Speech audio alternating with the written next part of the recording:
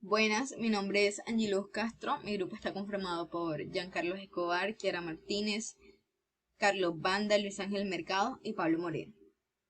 Hoy les vengo a hablar sobre qué trata la pedagogía radical de Henry Gibbs. Primeramente, esta pedagogía radical nace en contra al modelo establecido de la educación moderna y ve a la educación como un modelo de transformación social o individual, pero para el beneficio de las poblaciones más vulnerables. Herring planteaba de que la educación no está exenta de las manos de la política. Si nosotros vemos los currículos moldeados, las normativas de las escuelas, su economía o hasta las dinámicas de comportamiento del docente, podemos entender las dimensiones de la política en ella y a la vez la fuerza o la presión que ejerce sobre la enseñanza y los docentes. Henry también planteaba de que la sociedad actual desperdicia la esencia de la educación.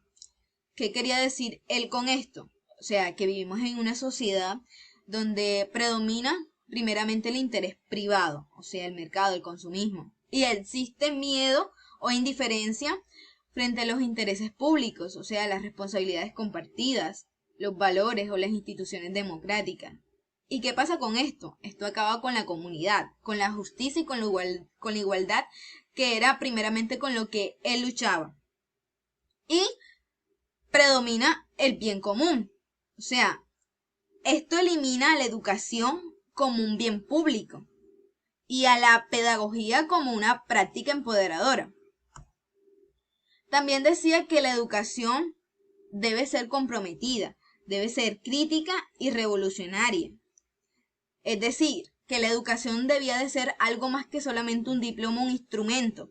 Vemos a la educación como una salida para conseguir trabajo o para un bien privado, para salir adelante, pero no lo vemos como una educación pública para el bien común. Es decir, debemos de pensar críticamente mediante las bases que nos den nuestros profesores, pensar en la sociedad. Esto quiere decir que los docentes van a dictar contenidos y van a encontrar la manera de que los estudiantes puedan pensar críticamente frente a los problemas que los rodean. Él, primeramente, con su pedagogía quería lograr de que los estudiantes encontraran formas o medios para solucionar las problemáticas de su sociedad. El pensamiento crítico está en peligro. Él decía de que tanto en los docentes como en los alumnos no hay pensamiento crítico, no hay pedagogía crítica.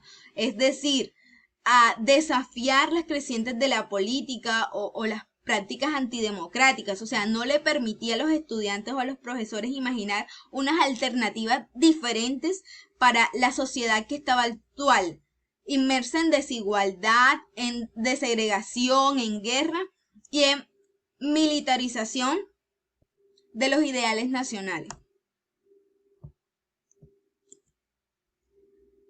¿Cuál es el papel del docente dentro de esta pedagogía? Henry proponía a un docente cuestionador, un docente crítico, que a partir de la reflexión o autorreflexión de los sistemas o, primeramente, del entorno social, planteaba al maestro con el deber de despertar la conciencia social, o sea, la conciencia social en los niños, y generar un intelecto transformativo. ¿Para qué? Para el bien común. Pero a su vez, él no quería que los docentes dejaran sus conocimientos básicos, sus conocimientos en ciencia, en tecnología o cultura, que estos permitían una mayor visión del mundo. Henry sustentaba también de que mientras los grupos oprimidos, o sea, los estudiantes de menores recursos, pudieran encontrar una posibilidad de cambio mediante alguna participación, alguna producción cultural o algún otro medio que les permitiera desenvolverse, esto activaría la transformación del país. Es decir, la transformación social viene de una transformación individual y el deber de las escuelas es promover esta transformación individual. El docente debía de tomar un rol en su participación y no estar neutral, exponerles a los alumnos realmente lo que se vivía social, lo que se vivía en su país, lo que se vive en su país, exponerle a sus alumnos la realidad tal cual es, para que ellos, mediante esto, realizaran un análisis crítico y así ellos despertaran su conciencia social y plantearan soluciones para su sociedad. Él decía de que la pedagogía crítica es mucho más que la transmisión de conocimientos. Él decía con esto que la pedagogía crítica no se limitaba solamente a comunicar técnicas o metodologías, sino que se centraba más en comprender qué ocurre realmente en el aula y en otros espacios educativos. O sea, lanzando preguntas sobre cuál es la relación entre el aprendizaje y el cambio social. Proponía poner el énfasis en la reflexión crítica, o sea, crear un puente entre el aprendizaje y la vida cotidiana, para así poder poner en práctica las habilidades del estudiante de una manera adecuada. Giroud finalmente planteaba de que el objetivo no es solo una nueva educación, sino una nueva sociedad.